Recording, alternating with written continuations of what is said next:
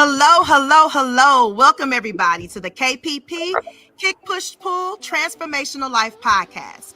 And I am your lovely host, creator, and CEO, Summer D. Richardson. Listen, when I tell you that I am absolutely blessed, and I say this every episode and I'm going to keep saying this, and my audience knows that I'm going to say this. I am absolutely blessed that God has helped me to connect and form relationships and bonds with some absolutely wonderful, phenomenal human beings. And these two ladies on this episode is no exception to that. I think we met, I know, I'll tell I age a little bit, right? I met these two women freshman year of college. Oh my God, 1997. Shh, don't tell nobody. We look good though, don't we? Right. Oh God. So 1997, freshman year at Drake University in Des Moines, Iowa. Yes, cold Des Moines, Iowa. Matter of fact, I think everybody complained the last couple of months that, you've been here in St. Louis, if you've been here in St. Louis and other cities and states as well, how the temperatures have been this ice, slush, snow stuff. Well, I remember our freshman year, we had 14 inches of snow. Blizzard, y'all, outside. We're looking outside and we're like, oh my God, Mom, Dad, somebody come get me. And they're like, how we gonna make it through the blizzard? But anyway, that's how far back I go with these ladies. We've got crazy stories. But I want to say I so appreciate these two women. They are some of my sisters, my tribe members, my best friends. They've been with me through thick and thin, ups and downs, love, relationships, hate, new jobs, families, grief. You name it. We've been supportive to one another and been there for one another. I am the woman that I am today because of these two amazing women. And so I'm so excited that they're here on this episode. So first off, they're going to tell us about their business that they created together that is going to make a huge impact on the world. And then next, we'll shift gears. And one of them, without introduce in a few minutes, they're going to put on their therapist hat, and then we're going to discuss, which is today's episode entitled, Are They Really a Narcissist? So, ladies and gentlemen, first off, let me introduce to you all Dr. Kelly Kemple. She is a seasoned professional in the realm of diversity, equity, and inclusion, leadership development, and change management. She has developed and implemented and facilitated programming, events, and presentations to help educate people to understand their social identities, recognize their biases, racism, discrimination, and then learn about those who are different from them and how to create inclusive environments. Her work has also led her to serve as a consultant to various departments, colleges, and universities on the topics of diversity, equity, and inclusion. Her educational background includes a Doctor of Education in Educational Leadership, a master's degree in Student Affairs, and also a Bachelor's of Arts in Sociology. I would like to welcome you all, Dr. Kelly Kemple. Kelly! Hi, everyone. Tell everybody where you're from. Well, you're from St. Louis, but where are you at now? I am currently in Pembroke Pines, Florida, which is a suburb of Miami. So that's why I got my shoulders out, because it's warm outside. And you see me and Keisha, we all got long sleeves on. Right. And a sweater, right? So, Kelly, thank you for coming on. Next, I want to introduce my other sister, Dr. Keisha Davis. She is a licensed professional counselor in the state of Missouri.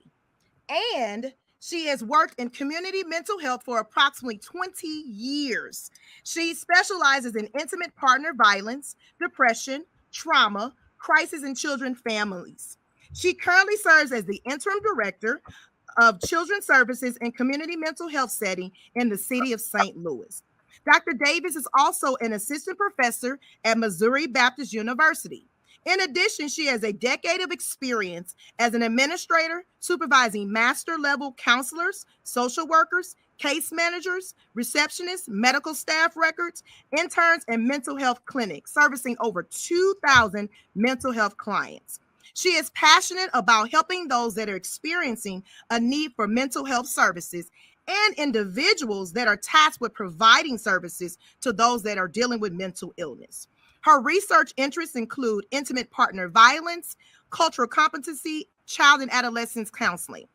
Dr. Davis is the co-owner with Dr. Kelly with Inspire Transformational Change LLC.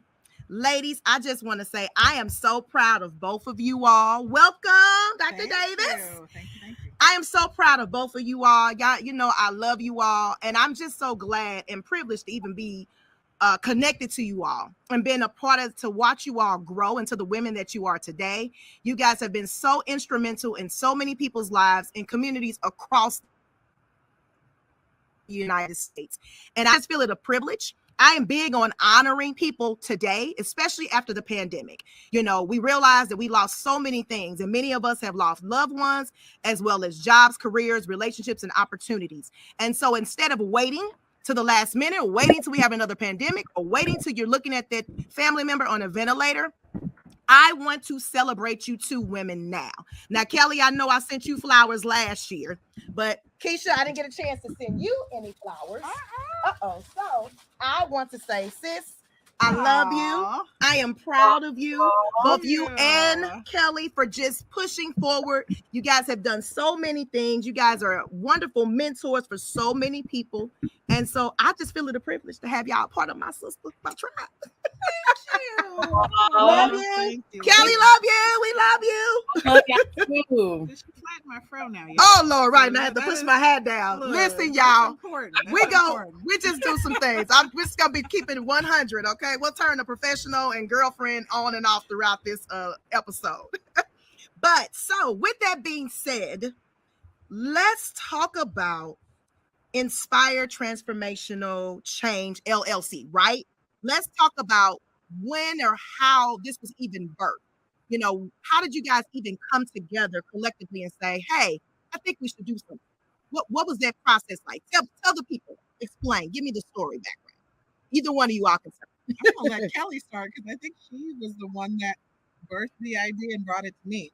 Oh, okay. So basically during the pandemic, we recognized, I was working at a university, and we recognized the effects that the pandemic and the virtual learning were having on our students, as well as the rest of the institution, like the staff and faculty who also have small children, or just the fact of people being used to coming to work and to be there and present with other people, and then having to switch and work remotely, the effects that it started to have on them.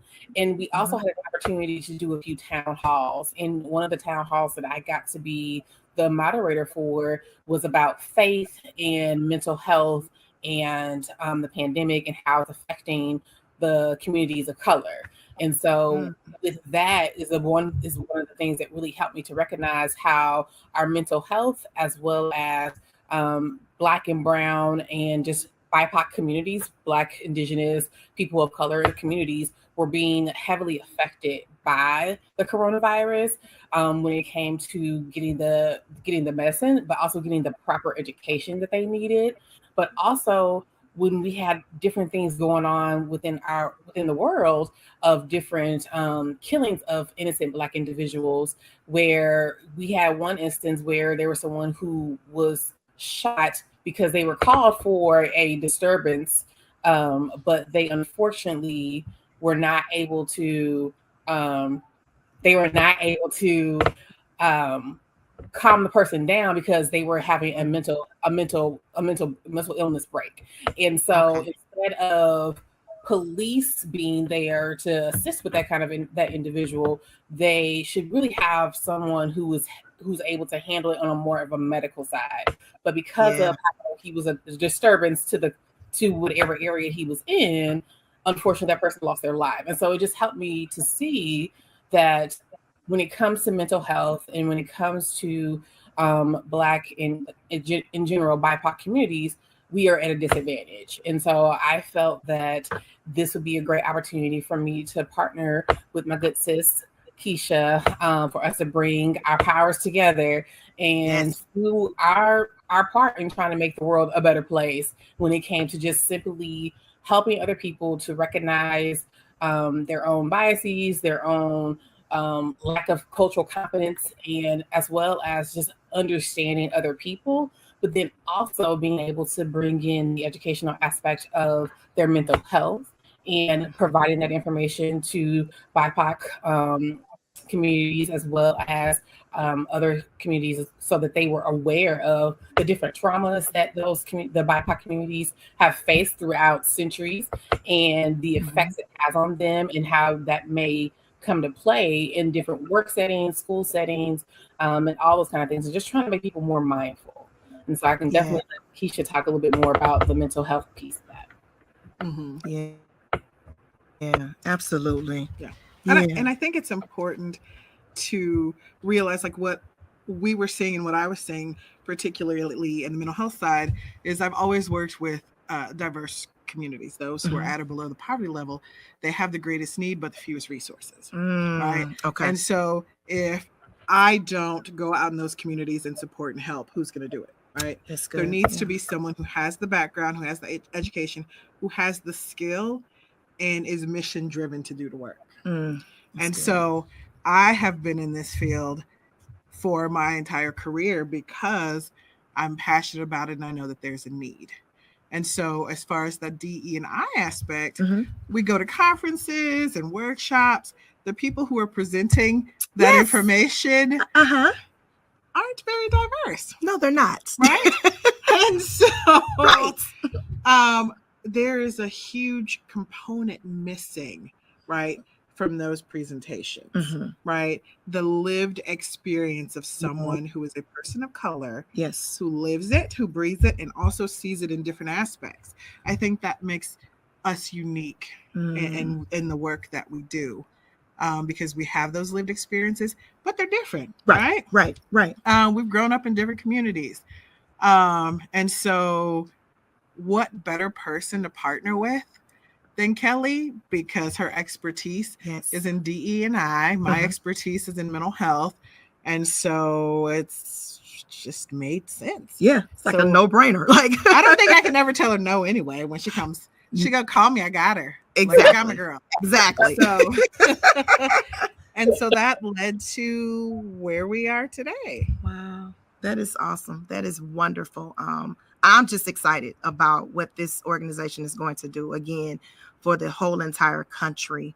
So how would you say, how are things going in terms of the business? You know, like you guys talked about, you know, real talk, you guys are double minority. I mean, you all are women, first off, and then you're African-American women, you know, trying to, you know, promote a business and get, you know, clients, things of that sort. What has your actual experience been like? And then it's in this space of DEI, which is definitely needed with the combination of mental illness. What is that? What is the actual entrepreneur, I guess, space been like for you all? Well, see how Kelly's looking. Look at Kelly's face. I'm so difficult. I'm the difficult one. Oh, no. So I think the challenge for us is trying to balance creating a business with sustaining your current livelihood. Right. That's good. Say that one more time for my audience. Creating a business while sustaining your current livelihood. Right.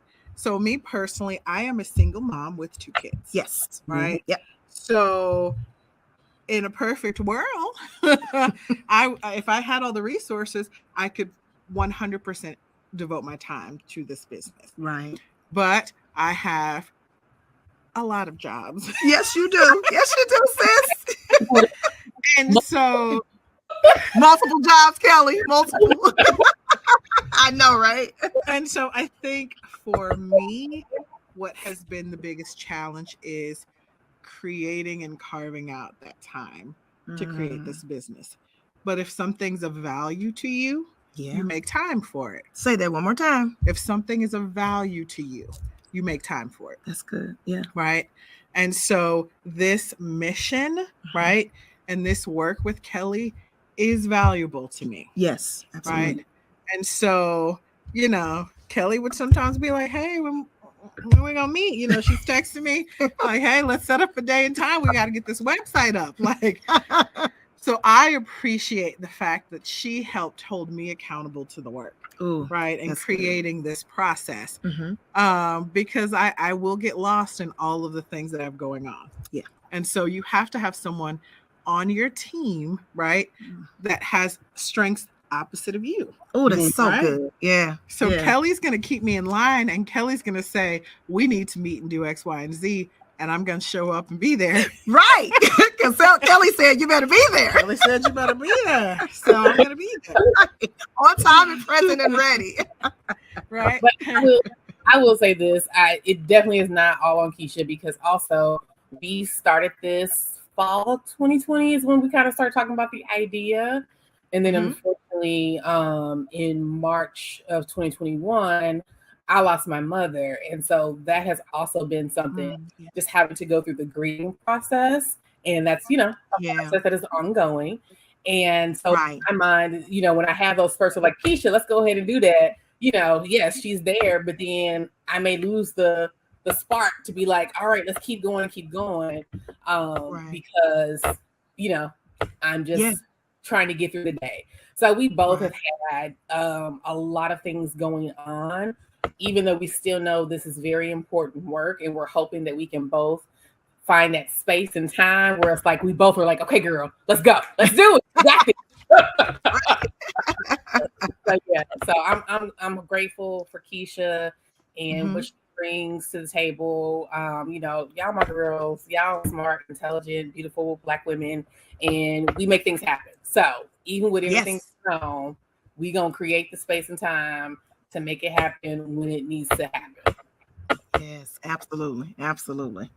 So I would say, and in closing on this portion here, Kelly, before we let you go, with that being said, Keisha, I'll let you go first. What advice then would you give to another young entrepreneur? You talked about all the things that both of you guys are dealing with, regular 9-to-5s, family obligations, other organizations you're a part of. What advice would you give to another entrepreneur that's out trying to pursue, their purpose, their God-given passion, all of those things? What advice would you give?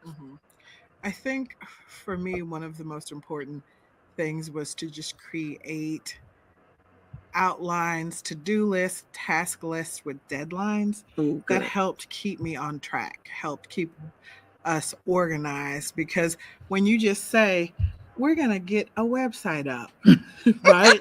And you don't have a deadline, that website is never going to come to fruition. No. Right? But when we say, our deadline for this website is July 1, right?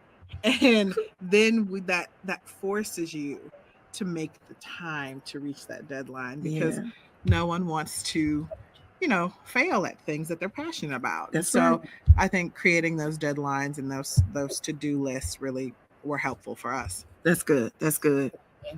Kelly, you had anything that you wanted to add with that? Okay. I would say also to allow yourself grace. Like that's also because life is going to happen. And so it's important that if you're working with someone, you are, very upfront about what you got going on and how, hey, we may not be able to meet this deadline this week. Let's push it back another week. 2, being very honest with yourself about what you are capable of doing. And then 3, enjoy the process and know that, and do your best not to compare yourself to other people in their process, because everybody's journey is very different. And so just take it day by day, moment by moment. And when the time comes, you are going to be at the place that you need to be in. That is good. That is wonderful, ladies. Really good advice from both of you all. Kelly, Dr. Kempo, thank you for joining us. We love you. Appreciate you. We'll be talking to each other later on. Off camera, y'all. I'm gonna call you. Oh yeah, you in trouble, Kelly, but we'll talk about that later. Big trouble. Anyway, love you, sis. Take care. All right. Bye-bye. Well, that was wonderful, Dr. Davis. We appreciate that. And now I'm going to have you switch gears and put on your therapist hat, sis. Okay. So there is a, popular topic Mhm. that I would say, and probably the stats on this. I would say this particular subject or word has been bouncing around and been really trendy the last 3 to 5 years. And I would say, many times you hear this word being dropped in terms of people in relationships, and that word is narcissist. You hear, oh, my ex was controlling and manipulative, and and they're automatically labeled as a narcissist. And so you hear this over and over and over again. And so again, today's actual episode is entitled, Are They Really a Narcissist? Or is it just me? So who better than my sister, again, who is an OG in the field, okay? Literally, day one, college, when we met Keisha, she knew her God-given purpose was to be a therapist, to counsel people, to help people, to walk people through everyday lives and give them the knowledge and wisdom and all the understanding that they need. And so I was like, sis, I gotta have you on the episode. I'm so tired of listening to all these different supposedly experts and podcasters. And again, I love all the podcast people, but different people are dropping their words so often. And it's like, but is it really that, or is it something else? We just pick up a word, it becomes trendy, and then everybody's labeled that same thing. Mm-hmm. So I was like, nope, I'm bringing an expert, because that's not my area of expertise. So I'm bringing somebody in that actually knows what they're talking about.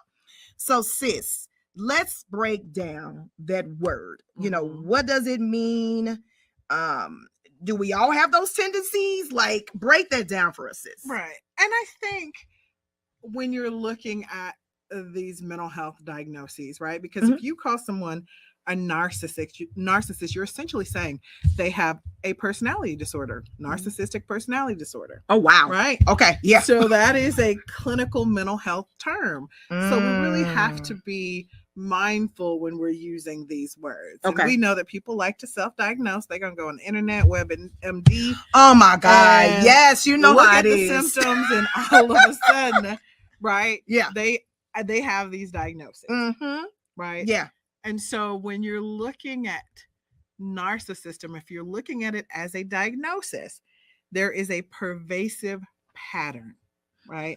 That's the one thing that you have to think about when you're looking at whether this is something that's clinically significant, or a characteristic trait. One more time.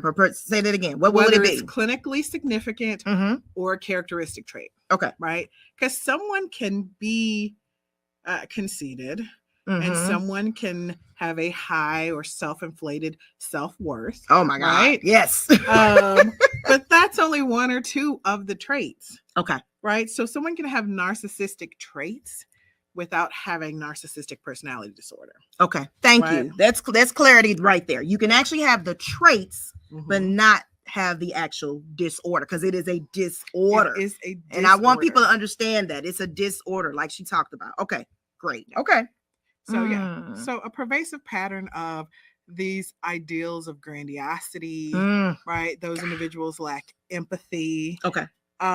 There's this huge and excessive need for admiration from other individuals. Okay. And you start to see these tendencies happening in adolescence and progressing into early adulthood. Oh, wow. Okay. Okay. So adolescence to early adulthood. Would you also say that maybe that there some genetics with that? Maybe if your father or your mother or grandmother, was actually diagnosed as that, would you say that the kid could end up that way as well? So research doesn't have a clear cut, this causes narcissistic personality disorder, right? Okay. There's some speculation that there could be a genetic link to it. Okay. Environmental links, right? Yeah, that's what I was wondering. Parenting, upbringing. Okay. For me, that plays a pretty significant role.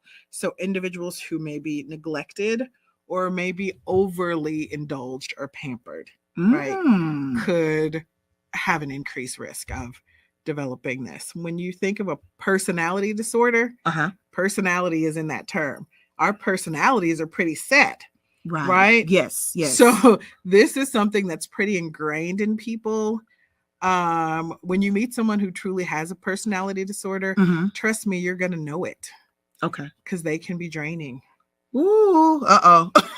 Did you all hear that?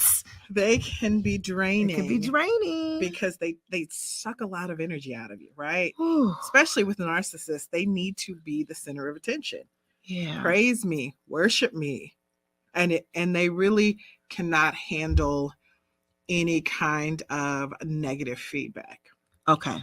It hurts them on a level much deeper than, oh, my feelings are hurt. Right. Okay. They may not show it to the person, but they really internalize those feelings of humiliation.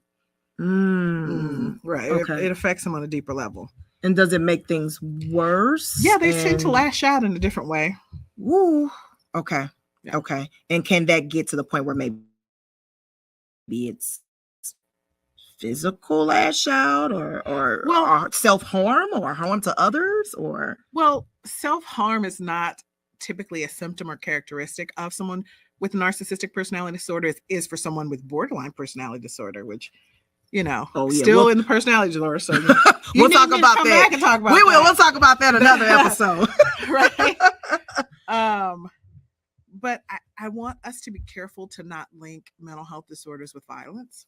Okay. Because I think societally we do that, right? When you see things happening on the news, if it's violence that happens depending on the population or who it is, they always start throwing out mental health issues, right? Yeah. As if mental health equates violence, and it does not. Okay. That's good. No, that's it. And you're right. We really do. I mean, it happens all the time. Every single story you hear on the news, a lot of times there's this excuse, and they don't even know if the person has actually been diagnosed with any type of mental illness or mental health issues or conditions at all. And it's just this assumption that, oh yeah, it has to be mental. Wow. But no, that's very important. That is definitely very important for us to keep in mind, you all. So, and I know you mentioned, so we talked about that there wasn't any necessarily, they haven't been able to find any kind of genetic, but you did mention that sometimes maybe the home environment. Can you go a little bit deeper into that, with the home environment or, if race or ethnicity, or you see more higher population of that, or I don't know, did COVID make a explosion of that with people being at home? I don't know. So many things you hear thrown out there. So I want to do away with all of these, I want to do facts, what's truth and what's false, basically. Right. Yeah. So the prevalence rate of narcissistic personality disorder is not significantly high. You see higher rates in depression and anxiety. Those two had a significant increase as a result of the pandemic, right? Okay. When you're looking at narcissistic personality disorder, depending on communities, it ranges anywhere from 0 to about 6% of community samples. Right? Wow. Okay. So it's not a hugely significant population. Now, when you're looking at gender, yes, males have it more significantly than females. Okay. 50 to 75% are males. Oh, wow. With narcissistic personality disorder. But if you think about our society for a minute. Yeah, let's talk. And let's get deeper. How we look at men versus how we look at women. Right? The value we place. I'm just going to keep it real. Yeah, right? I want you to. We do transparent here. We place on men in society versus women. Yeah, right? Yes. That's why there's this pay gap. Right. That's why women were deemed as property for many, many years. Yes. Couldn't vote. So, let's just have a candid talk about it. Right. So, if you're going through life and the male is praised and worshipped and held on this higher standard, ego stroked and all of that. Right. Oh my God, for generation to generation, that part. All right, and women, we have to take on everything, handle everything, right? And so I'm not surprised that the percentage is higher in males. Yeah. Right? Than females when you just look at how our society is in general. Wow. Now, as far as race or anything like that, the bigger issue to determine whether or not a community has narcissistic personality disorder within it is the type of society it is versus race. And what I say about that is there are individualistic cultures and there are collectivist cultures. Oh, okay. Right? Let's break that down a little bit. Okay. Yeah, let's break that down a little bit more. Okay. Okay. So collectivist cultures are ones that put the needs of community and others above an individual person. Okay. Right. So you will see a lot of minority cultures are collectivist cultures. Yeah, we right? are. Right. So they are, we're taking care of the community. We're doing what's best for everyone. Western culture is an individualistic culture. Yeah. It's about me getting ahead. It's about me having all this money. Me. Yeah. Right. Yeah. And so as Western society has developed, so has narcissism is in the culture. Oh, wow. Yeah. Okay. Yeah, that makes sense. Yeah. Yep. Wow. So even there's been research out there that even from like the 50s and 60s, the use of I am the greatest or me and I has increased substantially in the Western society over the years. So just the language alone. Oh my God. Wow. Okay. Okay. Wow. Okay. Man. So why do you think, because you talked about it, it's actually a disorder, it's personal. So why is it that it seems like that people are labeling people so quickly and have no clue at all? Like, why are we just using that and we don't even understand? Is it because we don't understand, the lack of knowledge, the lack of understanding? We just throw that word out. You hear it every other conversation, especially if you're talking to your girlfriends, like you talked about a lot of times. A lot of the men are labeled as such, and I have not really heard many men label women as such, honestly. Yeah. So what has been your experience, your therapeutic experience, all of that stuff, or stats that you may have as to why? So I think from my experience and what I've observed over the last several years, the terminology really started to come out more during a particular political climate. Oh, right. Okay. Let's go there. When you look at what was said about certain individuals in the media, and the term was used quite a bit. Right? Okay. And so it started to gain more traction, if you notice, you said in the last 3 to 5 years. Yes. Right? Yes. And so I did not hear people running around calling someone a narcissist as often as I have over the last few years. Wow. Now, I've heard people use terms like someone being antisocial or someone being psychotic or a sociopath. Different, I've heard that throughout my career. But calling someone a narcissist, I've seen an increase over the last few years. But I think that's just because, media has started to use that term a bit more. Yes, they have. They really have. But we really have to be mindful. Clinicians, right? Those who are trained should be giving that diagnosis. Yes. But we know people diagnose themselves all the time. Oh my God.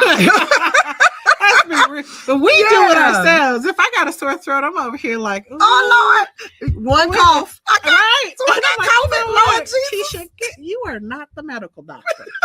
Right. Call your doctor, girl. Right. Stop diagnosing yourself. Exactly. And so, but we do it. We do. I have clients come in already knowing what their child or what they should be diagnosed with. Are you kidding me?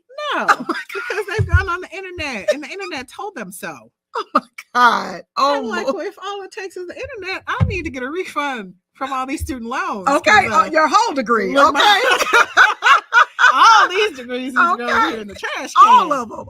Right? So there's specific training, years of training. Now you can tell someone that, like, we can talk about the specific diagnostic criteria because there is a manual that is used to diagnose mental health issues. It's called the DSM-5, which is the Diagnostic and Statistical Manual. Okay. It's what the professionals use, psychiatrists use, therapists use, social workers use. Like, this is what all of the profession uses to diagnose mental health issues. Oh, wow. Okay. Yeah. And so, no, don't go buy you one. Don't go on Amazon.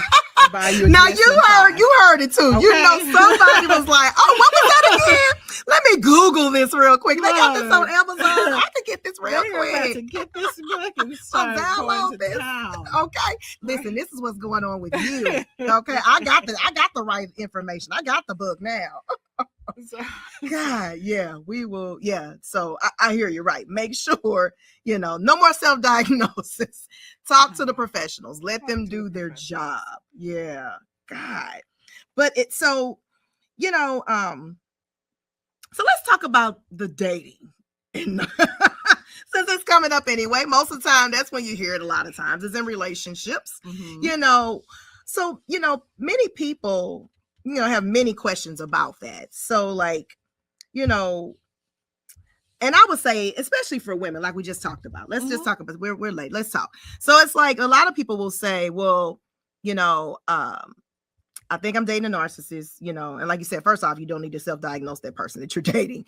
But let's say maybe they are, maybe they are. And so the one, somebody maybe question themselves, hey, is there something that I'm doing? Could it be possible that something is, I always say that you attract who you are or whatever, all those terms you hear all the time. So could it be something that the person is giving off as to why the narcissist person is drawn to them, or that person keeps drawing in narcissists? Or a narcissist isn't going to be drawn to another narcissist because they're going to be both want attention and accolades and grandiose. It's just not going to fare well. Say that one more time, because I think the people in the back didn't hear you loud enough, sis. A narcissist is not going to be drawn to another narcissist. Okay. Right? Takers are drawn to givers. One more time. Say that one more time. Takers are drawn to givers. If you are a giver by nature, these are individuals. And look, let me tell my business, right? Okay, I am a giver by nature, and right? That's why we're friends, because we're both givers. It's our issue. Right? Another episode. But we tend to meet people in romantic relationships that are takers because they get that sense that this person is going to give support, right? And they are going to deplete you if they can. Woo! Right? Yeah. And givers are also those that like to uplift people. Yes. Right? So if you're a narcissist, you need that. You need someone to give you that praise, right? To give you those accolades, right? And so you're going to be drawn to someone who may be of that nature. Wow. More of a giver, right? Even if you're not necessarily a narcissist, meaning you have that personality disorder, right? Okay. Yeah. You can have traits like you can lack empathy, which is one of the main symptoms of narcissistic personality disorder is lacking empathy, right? You can have this grandiose sense of self-importance, which is another symptom, right, of narcissistic personality disorder.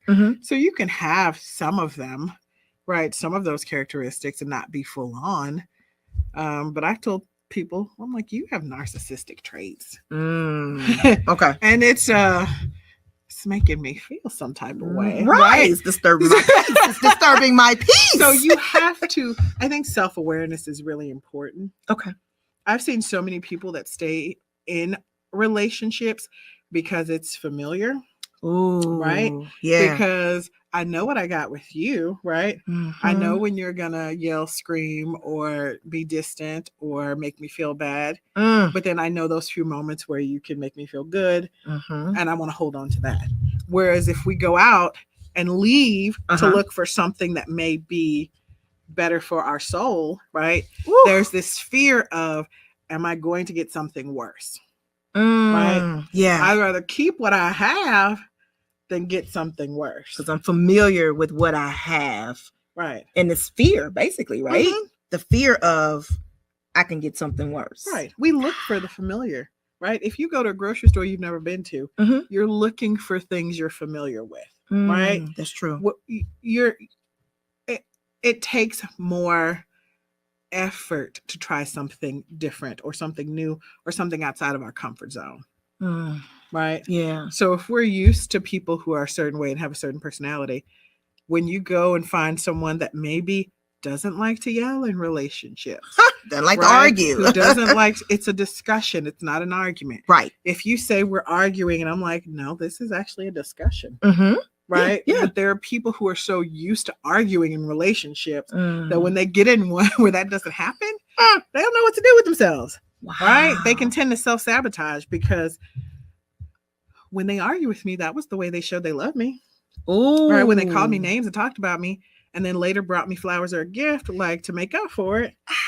Right? Ouch. So we have to start looking at ourselves and saying, like, we deserve something better, something more. Yeah. Like, you're allowed to have expectations in relationships. Oh, say that again. You're allowed to have expectations in relationships. I've had people tell me, I don't expect anything from my partner. I was like, that's not true. Right? Mm-hmm, mm-hmm. If you want them to come visit you and spend time with you, that's an expectation. Right? Yeah, that's true. Yeah. And I think sometimes people think of, when they say they don't have expectations, they don't have to have, all this money. They don't have to these 6 careers. figures and Right. all that's that stuff. That's not the only type of expectation. Mm-hmm. It is as simple as don't call me out of my name when you're mad. That part. That is an expectation. That part. Right? Yeah. My God. Like that, just the simple stuff. Like, I like to communicate. Don't make me feel bad because I have an opinion that differs from yours. Ooh, that is an expectation. That's good. You are allowed to have. Relationships are reciprocal. Mm. If you're doing all the giving and not receiving much, you may have to kind of reevaluate what's going on in that relationship. Yeah, So. that's facts. God. Look, you took us that. Wait a minute. Okay, though. No, this is good stuff. So, along that lines, I'm gonna go just a little bit deeper into that relationship piece. What you talked about, self-awareness for a lot of people. So, what's step one? Somebody's like, I'm tired. I'm tired of the dating scene, or I've been married and now I'm divorced, and I feel like I keep dating or being with the same type of people or person or whatever, and you talked about the self-awareness. Like, what is step one for someone that's like, I really do need different, like my peace is just destroyed. I'm lost. I don't even know who I am anymore because I've lost myself in so many relationships or the dating scene or situationships or whatever the new terms are. I can't even keep up. Or I'm in a marriage maybe, and we're going through a pretty down spot, right now. What is step one of coming to the self-awareness where I can what is step one? Like, give us some steps that you got. We know when we're unhappy, right? Ooh. Even if we don't want to overtly or blatantly identify it, your body's going to tell you. You're going to be more tired. You're going to be more irritable. People around you are going to see it. My daughter looked at me the other night and she said, Mom, you're cranky, aren't you? Right? And this is the baby. This is her daughter. So people can see when there's a shift in you, right? Yeah. Oftentimes we get so defensive about it instead of actually taking a moment to receive it, to say, maybe they're saying something I haven't been able to identify. Right. Yeah. So sometimes other people can shine that light, that mirror on us. Right. I think everyone should create a list of non-negotiables. Say that one more time. Create a list of non-negotiables. Right. Okay. There are things that you are willing to compromise on. Right. We know that. Yeah. Like if someone's a little messy and you might be a neat freak. Now, if that's your non-negotiable, that's on you. Right. But you have to know what those are. Those are the things that you're not going to budge on. And the first time you see it, it needs to trigger you to say, hold up. So non-negotiables. Okay. You need to be able to identify triggers. Right. So I've worked with clients and I'm like, what triggers you? Right. You have these issues in relationships. So start with the last failed relationship. And start identifying what were things in that relationship that made you feel angry, hurt, uncomfortable, embarrassed, humiliated. Okay. Right. And no matter what they are, like it doesn't matter what it was, even if it was something in your mind. Because I think we kind of like, it wasn't that bad. It wasn't that serious. Or I was tripping, or it was just me, Yeah. So no matter what, like write it down, basically, no matter what it was. If you think you were tripping, write that trigger down, how you felt. Okay. And people will make you feel like your feelings aren't valid or you're overreacting. Right. That's what I'm saying. Yeah. So, So know those things. I see people all the time that say they never wanted to date anybody who smoked. That was a non-negotiable, but they have a smoker. Well, right. So if you start slipping on your non-negotiables, then you're going to slip on other things within that relationship. Yeah. Right? Yeah, that makes sense. Yeah. So write down your non-negotiables, right? Yes. Identify the things that you know trigger you. For me, it's a lack of consistent communication. That's a trigger for me. Yes. Right? Yes. Because I'm the kind of person, everybody's got their phone. Mine's right here all the time. So you can't give me a 2.5 second response in a 24-hour period. Okay. It's a trigger for me. Flat out. I'm just saying. I'm telling all my business. So No, that is the trigger. Right. I'm very clear on that. It's the trigger. It's trigger for my sister. Don't forget that. Triggers I will discuss and try to work through. Okay. Non-negotiables I will not. Mm. So if it's a trigger, I will say, hey, just so you know, consistent communication is really important to me. Okay. It does. I don't expect you to talk to me every day, all day. Right. But if I attempt to reach out, I'd like a response. Yeah. Even if it's, hey, I'm really busy with work. I'll reach out to you when I get a little bit more time. Yes. Something as simple as that can do enough to allay someone's concerns, because it may not be that I'm insecure about what you're doing. I could be worried about you. Exactly. If you have a certain kind of job that puts you in a dangerous situation, I could be worried that you're hurt somewhere. Exactly. Yes. Right. Right. So for me, that's communication. Okay. Right. Not just communication, but comprehension. Ooh. Right. People always say communication is important to me, and I tell them comprehension is important to me, because I can use words all day. Yes. But if you don't understand what I'm saying, then we have a problem. That is so good, because oftentimes, that's it. Most of the time, even, no matter what you hear, what are the most important things you need in a relationship? Communication. Everybody's saying that. And it's like, but what does that? What does that mean? What exactly is mean? communication? And you just said it. It's comprehension. That part. Just because I'm saying words, do you actually understand the words that are coming out of my mouth? Right. And how I'm being affected. When people communicate, they're so focused on how they're affected versus how the other person is affected. Yes. Right? Yes. So non-negotiables, triggers. And I think something that's really, really important that people don't do enough of is identifying their love language, as well as a love language that you don't want to deal with. Right? Ooh, that's good. So again, I'm about to use myself as an example. That's okay. We're here. We love my you. love language. Right? Yes. My primary is acts of service.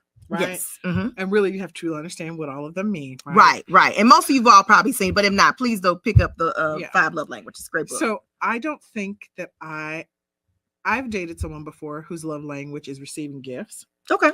Right.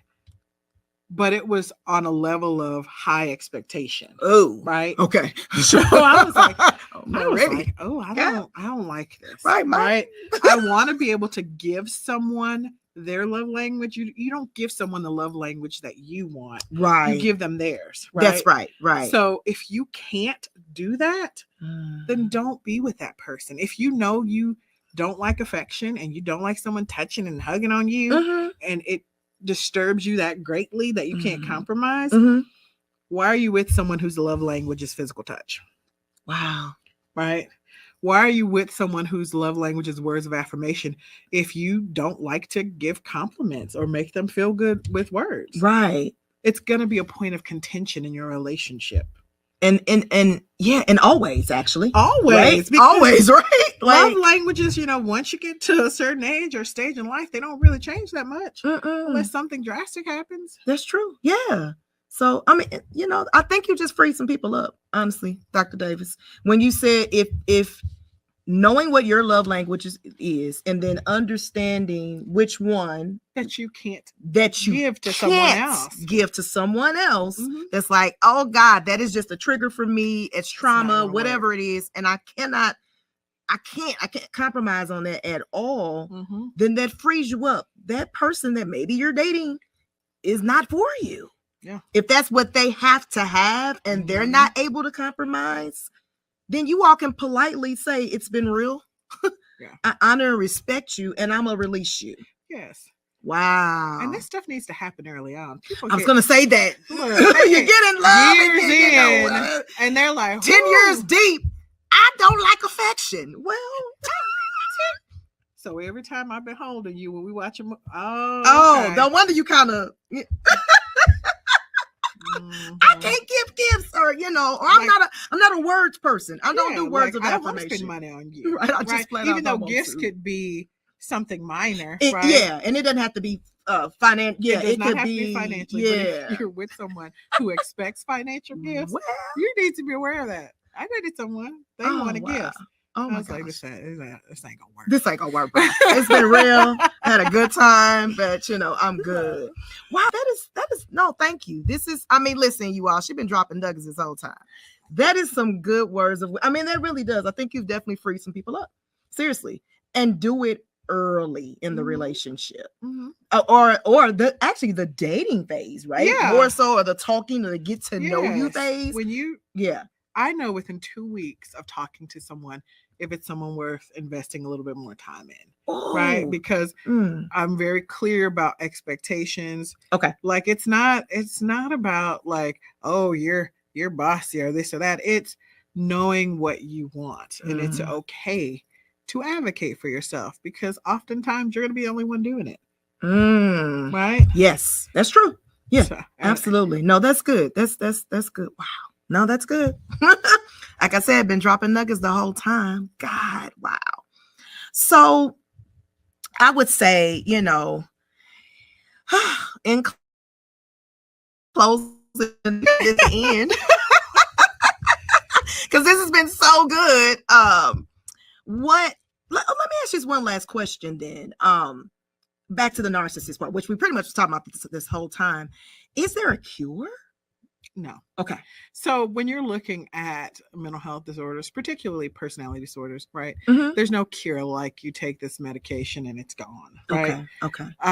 But there's treatment. So typically the best course of treatment for narcissistic personality disorder is psychotherapy, or what we in the field call talk therapy. Right, where you have a therapist and you're kind of working through some of these thoughts, these cognitive distortions that we have, right? These negative beliefs, different things going on. And so having a therapist that you can talk to and process. The thing about going to therapy is you have to want it, right? Yes. Because it is emotionally exhausting. It can be very triggering for people. Yeah. And so if you are not at a point in your life where this is something that you want, you won't find the success that maybe you would like to find. And I do, just full transparency, working with personality disorders takes more intensive work. Okay. Takes longer to treat. Okay. Because by way of being a personality disorder, it's really ingrained. Starts at a very, in adolescence, essentially. And so it can take up to like 18 months, 2 years to truly start to see some change. And that's consistent work, consistent therapy, consistent treatment. Wow. Okay. Oh, okay. Yeah, that's good. So I would say, I guess just kind of in closing now, in terms of, therapeutic advice. So if you're a person that happens to be married to someone that happens to be a narcissist, or maybe you're a parent and you're starting to see some things or traits or whatever, how would you tell that person how to navigate that world?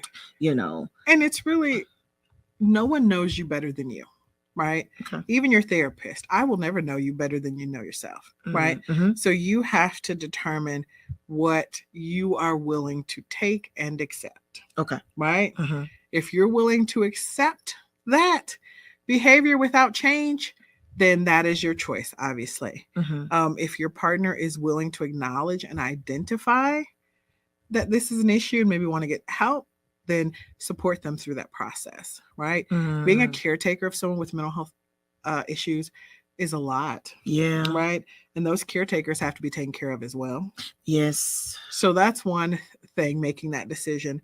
Sometimes it leads to the point where you have to disengage to make yourself a priority, right? There is this method called the gray rock method, where when you're engaging with someone who's like a narcissist, yes, you have to kind of take a step back and not engage in some of those behaviors, okay, in order to keep your mental health stability intact. Ooh, right? Yeah. And I had to work with a client and teach them that. And it was her mom Oh, who was the narcissist. And yeah. she'd been struggling with it. And she was an adult in her 40s for such a long time that she had to get to the point to say, it's not about loving my mom. It's about making myself a priority. Yeah. So she was going a long time without talking to her mom because she had to disengage. Okay. Right. Yeah. Or she knew her mom's trigger words that would lead to arguments. So if her mom said a certain thing to her or posted a certain thing on Facebook, she used to engage. Okay. And it would go back and forth, back and forth. Yeah. So we had to work on not engaging. Right. Yeah. So it takes a lot of work and a lot of practice, but yeah, it's doable. Like you said, and if a person is committed, consistent, then it would work. Yeah, and she was able to get to the point where she didn't need therapy anymore, and she was able to do these things and use these coping strategies on her own. That's the ultimate goal. We don't want you in therapy forever. Okay. The goal is to teach you to be self-sufficient, resilient, self-reliant. Okay. Yep. Okay. Wow. So one more question, just in closing, this is it, sis. She's going to ask me another question. I know. I know, but I'm like, we only got so long. I can listen. This is my girl. We go on and on and on. Okay, I promise this is the last question, so I can bring it up. But last question: if a person, let's just say brand new person, and they seeking therapy, they're nervous, they're scared, they don't, what would be your advice to them? Just how to prepare maybe for their very first session. You see all these little funny memes, you see all those things and stuff like that, and they're funny and they're cool, but honestly, it's a serious thing. What advice, or see, people been telling you, I think, so, and you can only talk your friends and your family and your significant others' ears off for so long, where it's like, okay, I'm not a therapist, I can't do anything else. And it's like, I think you need to start seeing someone, but it's still somewhat of a stigma still surrounding it. Very much so. Even after COVID, and people really, I know y'all doors people been beating on y'all doors. I got waiting lists for some of you for the therapists these days, but still, there's still this fear, anxiousness, shame, all of that surrounding the idea that you may need to see a therapist. So what would be the advice to someone? I mean, first thing is that therapy is not what it is on TV, right?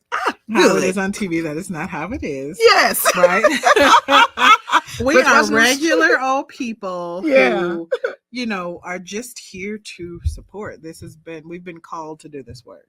That part, yes. So find someone who's called to do the work and not just doing it for a paycheck, because we don't make a lot of money as therapists. So. Not enough. Not at all. Y'all don't make a lot of money. So you really have to be called to do it, right? And find someone that you just feel like you can connect with. Okay. Right? Okay. Like, it's okay. Just but it's that first step that you have to take. Right. And that's sometimes the hardest. And even just looking up some therapists. Yeah, that's the other part. Like Psychology Today has like listings of therapists with their pictures, bios, like what they treat, right, insurance that they take. Right. I mean, you can reach out to them and based on how they respond, you can decide, I like this person, I don't, and just move forward like from there. Okay. Gotcha. For those who are really, really scared, there's telehealth options where you can do therapy from home on the phone or on a video. They even have it where you can chat for therapy now. So there's so many different ways to get therapy. Okay. I don't know that the chat part too. Okay. Wow. Okay. And it's really just to make sure people are comfortable and they're getting the treatment that they really need still. Right. Okay. Treatment is person-centered. We should not be catering treatment based on what we want. It's the needs of our clients. It's how we cater treatment. So wow. Okay. Yeah. Again, we can go on and on. But we can't because my daughter's calling me. Oh Lord. And she's gonna probably she's gonna whoop me. I'm gonna tell her it was summer. It's like, Summer and But thank you again, sis. I appreciate you, Dr. Davis. You will see her again. She is our regular. She will be on talking about whenever you need me. Right, yeah, all kinds of other subjects that we didn't even get a chance to. We touched, but we didn't get a chance to get into. But thank you again, sis. I love you. I appreciate you. So, in closing, don't forget to breathe. And as you breathe, know that you are God's greatest creation. Now go out and fulfill your purpose unapologetically, because someone is waiting on you. I hope that you experience God's peace, love, and joy. Be kind to yourself and others, and remember to take care of each other's hearts and love your neighbor as you love yourself. Peace, my friends, until we meet again.